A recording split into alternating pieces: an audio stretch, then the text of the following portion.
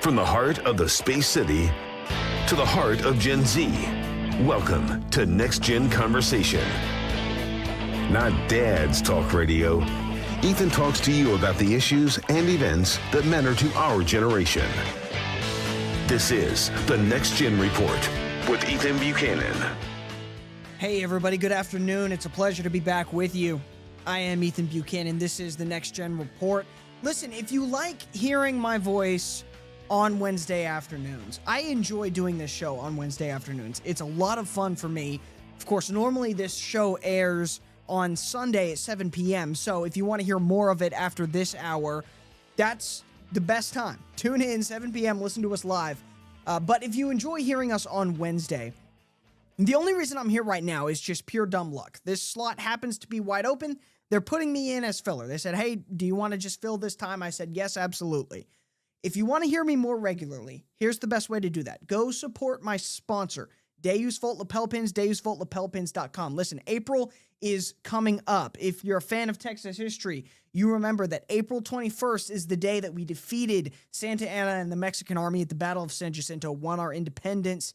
There are a ton of Texas history pins on deusvoltlapelpins.com, promo code NEXTPIN2026 that you can order right now to commemorate that occasion. Right now they're sold out or they're in pre-production. Get on the notify me list right now so that when they become available, you get a text message, you get an email, you can go and you can order those pins the moment they become available. They're not going to spam you with a ton of emails. I'm on these lists. I have never gotten an email from Deus Vult Lapel Pins except for when they had a pin that I was waiting for come out and they said, hey, here you go. It's available. Go order it. So go get on the notification list. See if there's any on there that you want. There's Texas pins. There is the pre-release Goliad flag, the 1824 flag, a bunch of great stuff there. Again, the promo code is NEXTPIN2026. You can get 10% off and go see what they have in stock right now. They've got a ton of great designs. Again, a lot of them are sold out because they do small batch pins. These are not mass-produced garbage. They make these very carefully, very intentionally beautiful designs that they do in small batches so that you can get a high-quality piece that will stand out. I can't recommend them enough. I love this product. I really do. I buy these with my own money because they are awesome and I love having them. So go check them out if you want to support the show, if you want to hear more of me. And of course, you can always go follow me on X at _Ethan Buchanan, Buchanan. All right, we have got a lot to talk about today. One thing that I do want to mention real quick is I believe King Charles III of England is coming to visit next month, the United States. That kind of cracks me up. That's just funny to me. Bringing him here in the 250th anniversary of the United States. I hope this is just a victory lap.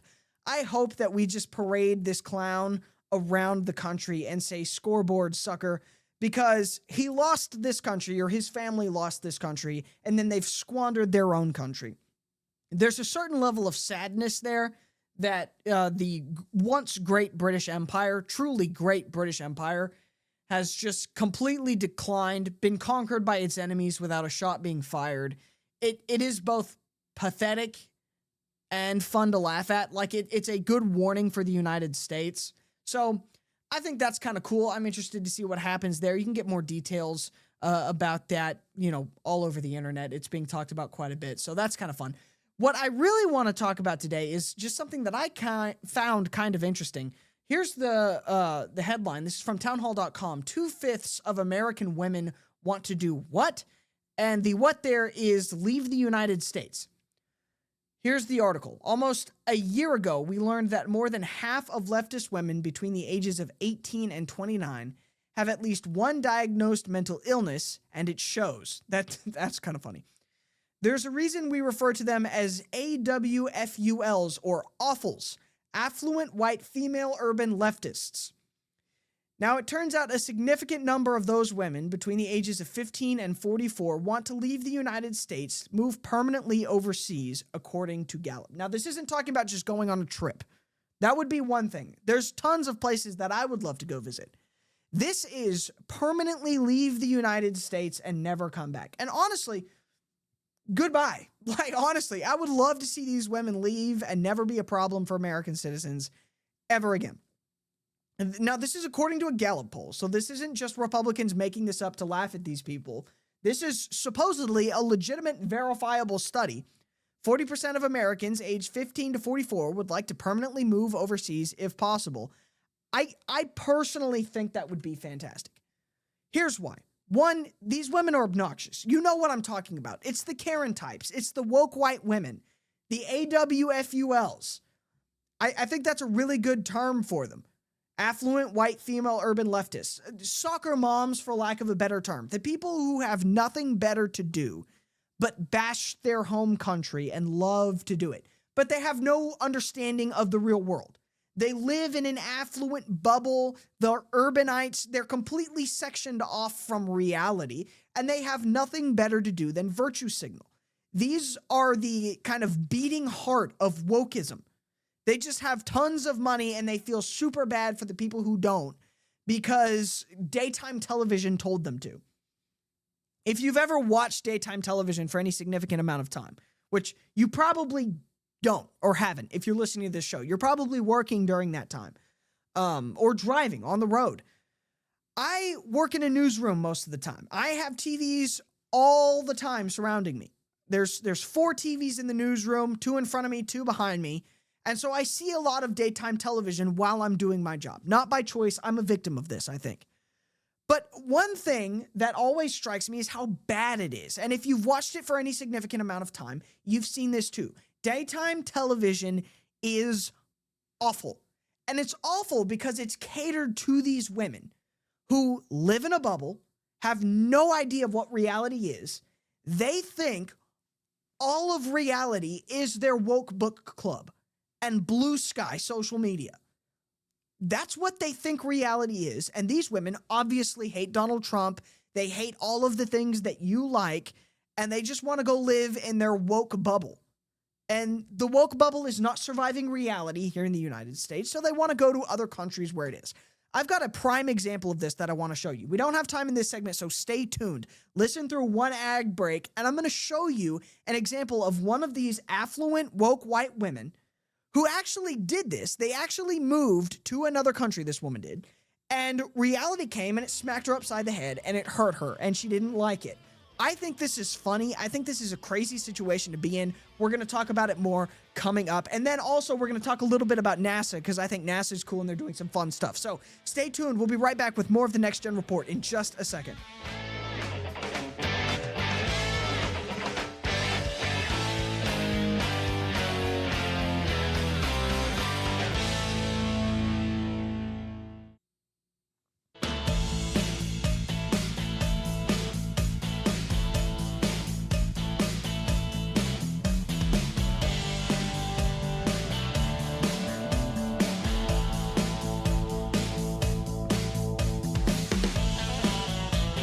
Alrighty, welcome back to the Next Gen Report. So we're talking about these kind of woke, wealthy white women.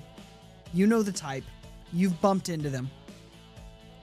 And let's be honest, they don't have to be white. There's woke, wealthy women of all races and ethnicities. And that's fine. We support that.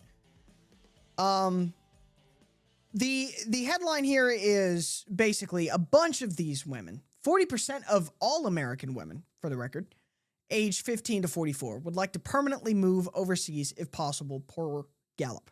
Now, I imagine that 40% of American women are these affluent, rich women who are just woke as hell. Now, is that necessarily the case? No, probably not. I'm sure there's some poor woke women that also want to leave the United States. But it's the rich ones that are actually doing it. And that's what we're going to talk about in this segment. We have seen examples of this actually happening. And wouldn't you know it, it didn't go super well. Because here's the thing about these woke women. They live in a bubble. They live in a wealth bubble. They live in a woke bubble. Whatever you want to call it. And so when they pop that bubble by moving to a third world country, because they visited the resort there and it was way nicer than the United States. There was no wokeness and we was by the beach and it was beautiful. And the natives doted upon me at the resort, which is these women's perception of reality in these countries. reality smacks them upside the head and it hurts. That's the undeniable fact about reality, is it will always win. It will always defeat you. So if you move to, let's say, Costa Rica, for example, with the understanding that because I went there on vacation once and I stayed at a fancy resort and it was nice and Donald Trump isn't president there, so clearly it must be better than the United States. Guess what? It's not, and you're going to have a bad time. Here's an example of a woman who did exactly what I just described. And here she is complaining for 3 minutes on the internet and doing this big PSA to these other woke women. Hey, by the way, quick heads up, it's not a good idea, guys. I did it and it's not a good idea. I believe I've talked about this video before on the show, but I think it's a good idea to bring it back. Yeah, this is from October of last year, so it's a little bit old. I apologize if you've seen it before, but on the off chance that you're not on social media all the time like I am, I think this will be a fun exercise for us to just watch reality left field this woman into next week. Take a listen to this. If you're an American who is considering leaving the country to move somewhere else, make sure that the location you choose isn't based off of fear and lack mentality. All right, I want to just so we all understand that this woman really is the perfect example of these woke women. She's doing The Voice. Do y'all know The Voice? We all know The Voice, right? Na na na na na na na na na na na na na na na na na na. It's like you're in an HR meeting. Everybody listening to me right now has at one point gone through some sort of HR something or other, and it sucked. You know the voice I'm talking about. I'm better than you, and I know what I'm talking about, and you need to listen to me. It's preschool voice. It's preschool teacher voice. This is what we're going to do. We're going to sit down and do the homework, la-di-da-di-da, and that's how these women live their entire lives. So now she's got the experience, and she's going to explain to us why this actually is terrible and why this sucks. We all know it sucks, lady. Everybody knows living in Costa Rica is terrible. But again, she's going to explain it to us. Take a listen. I regret moving to Costa Rica. It's a beautiful country. I love the nature and wildlife, but moving to a third world country where I don't know the language, I don't have any connections, resources, or opportunities, that didn't make my life any easier. But no way! I'm shocked. I never would have seen it. I thought that was the thing to do to fix your life forever. I thought that if you move to a third world country where you know no one, don't speak Spanish, and have no idea what you're doing, I thought that that was the maneuver. You mean to tell me it's not? You're telling me that's not the maneuver? It's not the maneuver, guys. It's not the maneuver. But again, this just goes to show you the position that this woman is in. She thought because the servers at the resort that she went to on vacation all spoke English, well, everybody speaks English. It's the second language of everyone there, and everybody knows how to do it. Nope, not the case. Not reality. by any means. I was just so scared of what's going on in America politically that I was in fight or flight. I was like, how am I gonna afford to survive? Like, how am I gonna find a place to live? Like, I was freaking out. And then I came here and made my life so much harder. And now I'm trying to go back, and I just like wish I didn't leave in the first place. And it's so weird. So there is a good warning here, and this is something that all of us can learn from. Now, I don't think any of you listening to me right now are stupid enough to do something like this.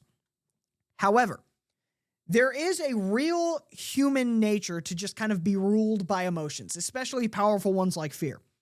This is a good example of why you need to keep that in check. And I'm a victim of this myself. I'm preaching to myself here. The liberal white woman is a prime example of someone who is ruled by emotions. They have an emotional response, and that dictates their actions. That's never a good position for anyone to be in, especially not someone with enough money to actually screw up their lives significantly in a way such as moving to Costa Rica. Just a good kind of PSA out there. She's doing this for other woke liberals. So you might think, oh, I have nothing to gain from this. There is a little tidbit in there for even us regular folk. Weird to like want to move to America right now with everything that's going on, but I just left so many privileges and resources behind, and I want them back. It sucks, but I kind of grew up in an interesting way. I was like the poorest person in the wealthiest rooms throughout most of my childhood. I was extremely wealthy till I was like age 6. I had this beautiful waterfront mansion with a private beach and pool. And then my parents got divorced and I ended up with a parent who didn't have money. So we were living out of like trailers and hotels and lower income housing, but I was still in these really wealthy situations. Like I was in private school and cotillions and dance lessons. And so this is just a great example of the mindset of these people. They can have all the advantages in the world and they'll still see themselves as a victim. Notice what she said there. I was the poorest person in like the wealthiest spaces. What that means is I actually had a really great life and a great upbringing and a lot of quote unquote privileges and advantages, but I still really need to be the victim so I can fit in with my victim mentality friends. And so I was the poorest one there. That was my hardship. I was the poorest one there. I was the poorest person in private school. No, you weren't. No, you weren't. You just told us you weren't. Your parents lived in a mansion until they got divorced. And one of those parents was still footing the bill for your life. That's why you were in private school. I guarantee you this person wanted for nothing. Nothing. At any point, they could have called that other parent and said, hey, can I have this? And they would have gotten it. I guarantee it. And I'm sure it happened. I don't know who this woman is, but I can tell just from listening to her speak that that's the life she lived. But she's still a victim. She still lived a horrible life. I always thought that I was so poor because I was the poorest person that I knew. And all of my friends had like millionaire and billionaire parents. Now that I've traveled, I've seen like real poverty and I'm like, oh, I wasn't poor. But as a kid, I had these really luxurious vacations through my friends and family members where like my first introduction to Costa Rica, it was like when I was 17 years old, I came with my friend's family and we stayed at exclusive resorts. We were having lunch at the Four Seasons and like... Wasn't she just complaining 30 seconds ago about what a difficult, poor life she lived? And I was just like, I went to exclusive resorts in Costa Rica and I'm sure these were 5-star beachfront Costa Rica resorts. They're super fancy. Costa Rica is a tourist destination for a reason. But this woman doesn't understand that she's not a victim. This aggravates the hell out of me. I mean, she doesn't live in reality, even now. I can't believe these people exist, but they do. They're out there. I guess, thankfully, hopefully, this one's not voting right now. Lord willing and the creek don't rise. She'll be stuck in Costa Rica for a while, so we Americans don't have to deal with her. But hey, we got a lot more coming up. We'll be right back in just a minute.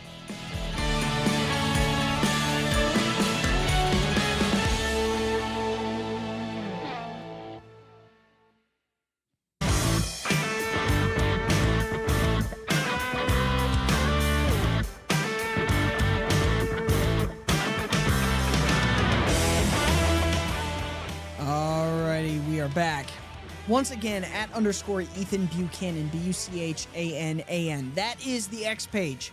If you are interested in what you have heard so far this afternoon, if you like the sound of my voice, if you like the show, the content, the way it's presented, I encourage you to engage with me there. I like to have fun with my listeners. I like to kind of build a little community around the show, and that's where I do that. It's on X. I encourage you to follow me there.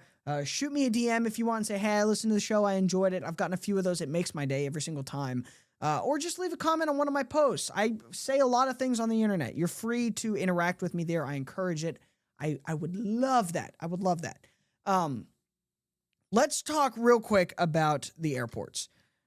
Somehow Houston has become the epicenter of this. I don't know how that happened. I don't know why. But all of the national coverage is happening in our airport for some reason. KIAH, Bush Intercontinental Airport. I've said this before and I'll say it again. I have never once been on a plane ever. I have never once been through TSA security. I don't plan to change that anytime soon, ever. Lord willing and the creek don't rise, you will never catch me on an airplane. I don't want to be on one. I don't want to do it. It doesn't appeal to me. I don't think it would be fun. So, if I say something that's not correct about the process of going through security and boarding TSA, I apologize. I angered some folks on TikTok recently because I assumed that the airline desks were after TSA. That was incorrect. I apologize. Forgive me. I've never been on a plane. I'm never getting on a plane. All right. So I don't know.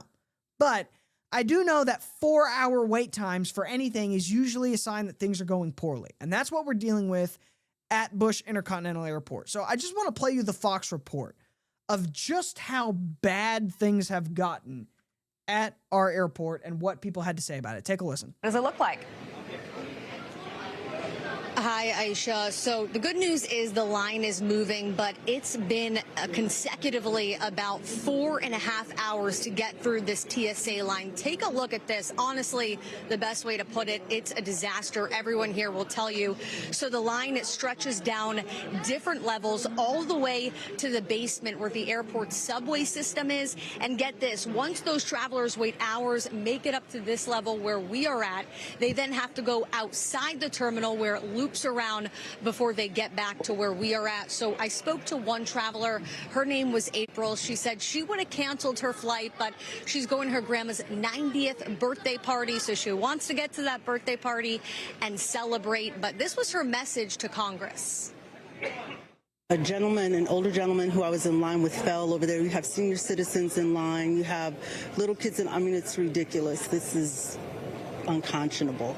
Like, they should be embarrassed. Like, really, this is what you're doing with taxpayers' money?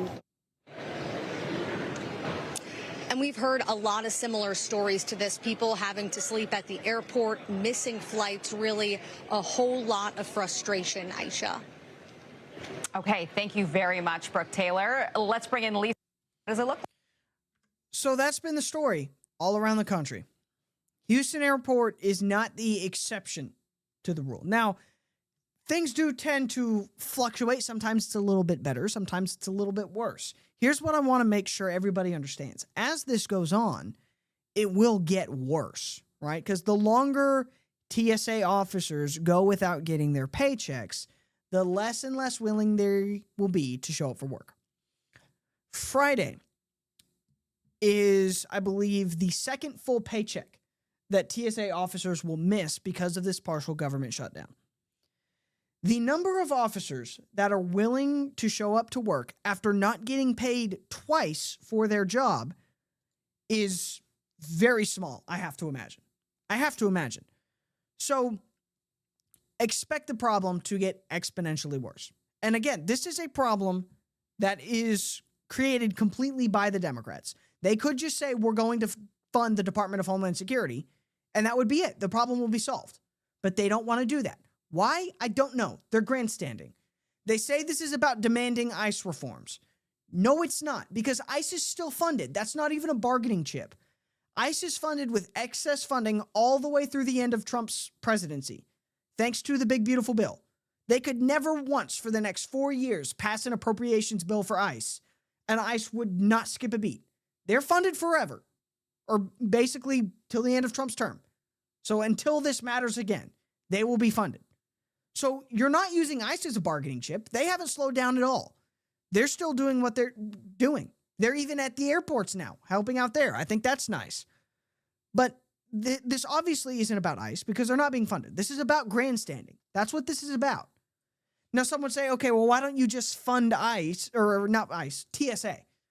Just fund TSA. You don't have to fund the whole Department of Homeland Security. That's been proposed a couple of times. Why? Are the paychecks of the Coast Guard not also worth money? What about the FBI? Do they not matter? Or actually, the FBI, I think, is DOJ. So they're not affected by this either. But the Coast Guard is. That's an important agency.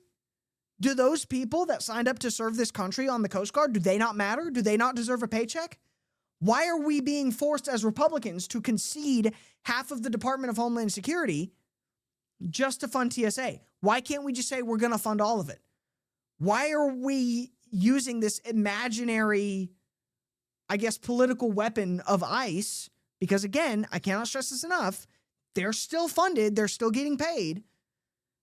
Why is this being held over our heads? It doesn't make any sense. All you're doing is hurting regular Americans. That's it. That's all that's happening here.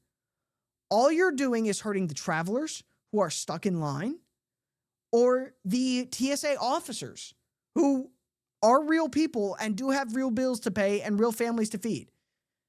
The Department of Homeland Security did a great job of highlighting one such person. This is a TSA officer that can't pay her bills because she hasn't been paid. Take a listen to this. To decide between eating meat some days and not eating meat, we've had to decide which car gets gas. A single mom of 3 who helps take care of her own mother, she faces tough choices without a paycheck. And you need the money for bills now. Right. Because by that time that we get that lump sum, the bills start to build up. Then you got past due amounts and they start adding on late fees. At work, she's a lead officer. The uncertainty is just, it's insane. It's sad. They legit ask me, Tatiana, what are we going to do? And I'm like, I don't know. Some coworkers have already left. It takes a toll, you know, especially not getting paid, and you're wondering in the back of our minds while we're working, you know, how are we going to feed our kids? How are we going to pay our bills? But in the moment, we're like, all right, we got to do our job. But for Tatiana, walking away isn't simple. Her mom was a TSA agent for 20 years. And I was proud of my mom for that. I wanted to make her proud too. Having a government job was supposed to be I did it. But now it doesn't feel that way anymore. It just makes us question and feel unsafe. What is your message to lawmakers on Capitol Hill? Just pay us what we're owed. Let us do our job. Just pay us what we're owed. Let us do our job. Again, we shouldn't be forced to make concessions here. Why is it the GOP, who just wants to fund the Department of Homeland Security, they're the ones that are demanded to make a concession? If you don't understand how this works somehow, because a lot of left-wingers on the internet don't, we need 60 votes to pass funding. We need Democrats to sign on to this. Either that or we need to power through it till November and you give us a supermajority in the Senate and we can do it without the Democrats. But I don't think these TSA officers have till November. They need to eat now. They need to pay their bills now. And yet the demand is no. Republicans concede, only fund TSA and leave the rest of the Department of Homeland Security unfunded. Why? So we can do the same thing with the Coast Guard or FEMA? You guys loved FEMA a couple of months ago when we were cutting the agency a little bit. And now you want the FEMA agents that you were screaming up and down the streets for last year to presumably work for free now as we head into hurricane season. It doesn't make any sense. There's no ideological consistency here. All this is oppose Donald Trump, we don't care what the costs are. That's not reasonable policy, and it's not something the Republicans should bend over for. We need to say, no. We are going to fund the entire Department of Homeland Security because these people are doing an important job, and they need to be paid for it. But the Democrats refuse to say that. And again, what's really crazy to me is supposedly the super empathetic left-wing base is completely on board with this. All I've seen on X is, no, compromise. We can keep doing this all day. It's the Republicans that are doing this. No, it's not. The Republicans have a bill that will fund DHS, all of it. And so our choice now is either fund TSA or don't do anything and leave these other agencies unfunded. That's a ridiculous choice. The choice that Democrats are putting forward is not serious, and they shouldn't be taken seriously. They should be steamrolled.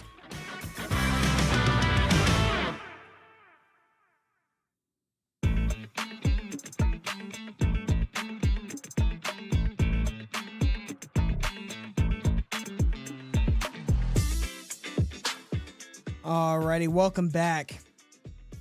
Real quick, check me out on X at _Ethan Buchanan, Buchanan. If you've enjoyed the show, we're getting to the end of it here, but that's a great way to stay in touch with me, to keep up with my content, see more of it. This entire show will be there in probably about 30 minutes after I get done processing the recordings that we're doing right now live.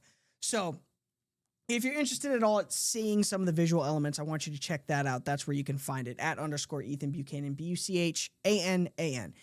If at all you're interested in supporting my sponsor, Deus Volt lapel pins, these are fantastic lapel pins, especially right now. Friday, March 27th is the anniversary of the Goliad massacre. I want to show you something real quick. This is the anniversary pin that they're doing for that. This is the flag that flew over Presidio La Bahia. That was a fortress that was captured by Texans. This flag was raised over it, and that's where the Goliad massacre happened. All right, so great way to commemorate that. That'll be available on Friday. You can sign up right now, so you'll get the notification as soon as it's available to purchase. And then, of course, we've also got the 1824 flag. This is the flag that flew over the Alamo during the Battle of the Alamo. This is what the soldiers saw as the symbol of Texas as they gave their lives for Texas. You can now wear it as a lapel pin. I think that's really neat. So, again, DeusVoltLapelPins.com. Check them out. They make a great product. Super happy to have them sponsor the show. Now, let's talk about another really cool thing about Texas, and that is space. Houston, Texas especially, we are the space city, all right? Now, we haven't really, in practice, been the space city for a long time, and that's just because we haven't been to space. We just haven't been going. Now, a lot of really cool things are happening here in Texas at Starbase with Elon Musk and SpaceX. That's really neat. But we really haven't achieved a whole lot there yet. I mean, we've caught rockets. That's really cool. That's awesome that they did that. But I think the big marker that we're all kind of waiting for, if you're a fan of kind of sci-fi like I am, if you think the future is going to be awesome and you can't wait to see it like I do, I think the real benchmark is, can we actually go back and forth with ease relatively cheaply to other planets, to the moon, for example? The first step there is to go to the moon, to make the moon ours, to really take control of it. We went one time, unless I'm missing something, and I might be. I didn't pay much attention to that period of history in history class, but it's my understanding that we only actually landed and touched the moon one time. We should do that more. We should do that way more. Frankly, if we did it once, we should do it again. We should normalize it. We should have a base there. Thankfully, it looks like that day is actually coming. Here is the NASA administrator, Jared Isaacman, talking not long ago. This was just a few days ago with News Nation about how, hey, we would like to make this a regular thing. We want to be on the moon. We want to have operational control of the moon. Not just say we went there once and planted a flag for show just to stick it to the commies, but we're actually there. We have people living there and doing science there, you know, in a similar way to how we have the ISS right now. So take a listen to him saying that. The president created the Artemis program during his first term, which is probably the first meaningful step since the Kennedy era of returning astronauts to the lunar environment. In his second term, actually my first day on the job after I was sworn in, he signed a new national space policy, said not only get back to the moon, but go to stay, build the moon base, and do the other things to get ready for missions like Mars and beyond. The president created... So, again, I think that's going to be the benchmark. I do. I think really the super cool thing would be if we're on Mars. That would be really awesome to see in my lifetime. Step one is get to the moon and stay there and be operational there. Now, we finally got yesterday some more clarification on what that whole process would look like. And it looks like they are aiming to, by next year, be actually constructing a base on the moon. That's really cool. Here's what I want people to understand. This is sci-fi stuff that we're doing in real life. I took a Waymo the other day.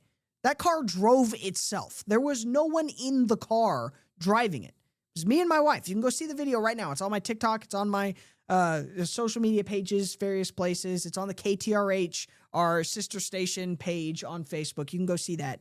I know a lot of people are scared of AI. They're scared of, you know, various new technologies, and that's fine. It's natural. I was kind of nervous when I was riding in it. But listen, we have cars that drive themselves now. This is stuff we made movies about 20 to 30 years ago. In my lifetime, this was considered unachievable fantasy technology.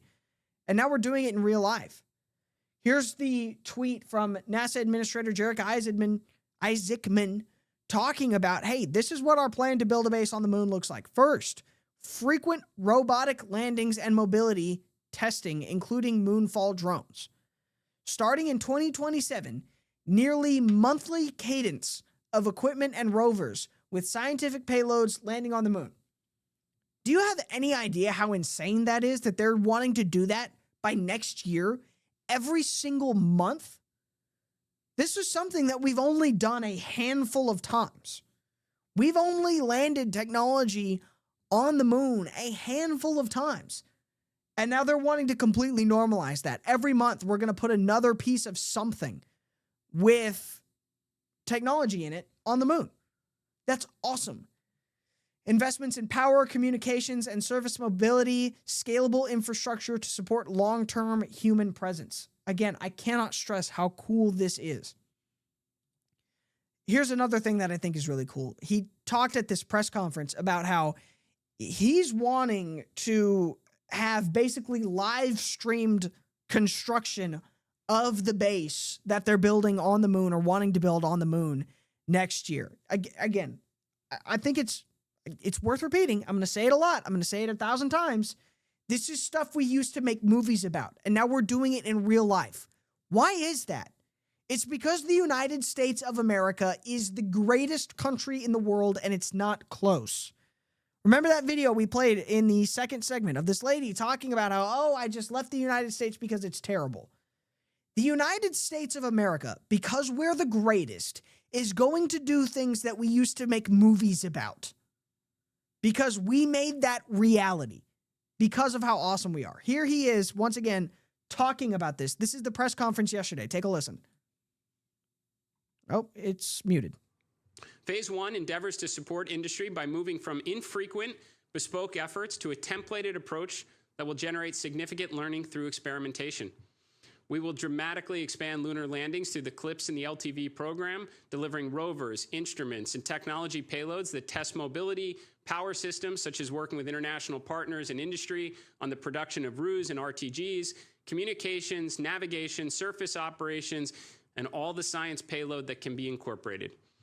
Phase 2 transitions from experimentation to semi-habitable infrastructure and routine logistics with the aim of supporting regular astronaut operations on the surface. It's at this point we anticipate seeing the significant contributions from our great partners like JAXA's pressurized rover. Phase 3 takes advantage of the affordable mass-to-surface capabilities that cargo HLS will inevitably provide in the years ahead and enables the permanent infrastructure necessary to sustain a human presence, such as Italy's proposed habitation module. The moon base will not appear overnight. We will invest approximately $20 billion over the next 7 years and build it through dozens of missions, working together with commercial and international partners towards a deliberate and achievable plan. Just as there was Mercury and Gemini before Apollo, there will be an evolutionary path to building humanity's first permanent surface outpost beyond Earth. And we will take the world along with us as they follow along on the NASA Moonbase website and watch the assembly through lunar relay and observation satellites. Again, I don't think it is possible to understand how important this is. You might think, this is super expensive. We have bigger priorities. La-di-da-di-da. I know it's expensive. And I tend to lean fiscal conservative. I think this is worth it.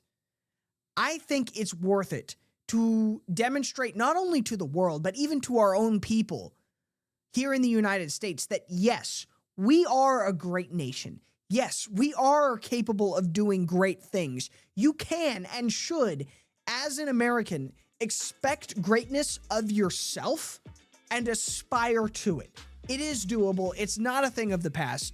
Western society is back, and we are going to spread to the literal moon. I think this is awesome. This has been the Next Gen Report. Thank you very much for listening.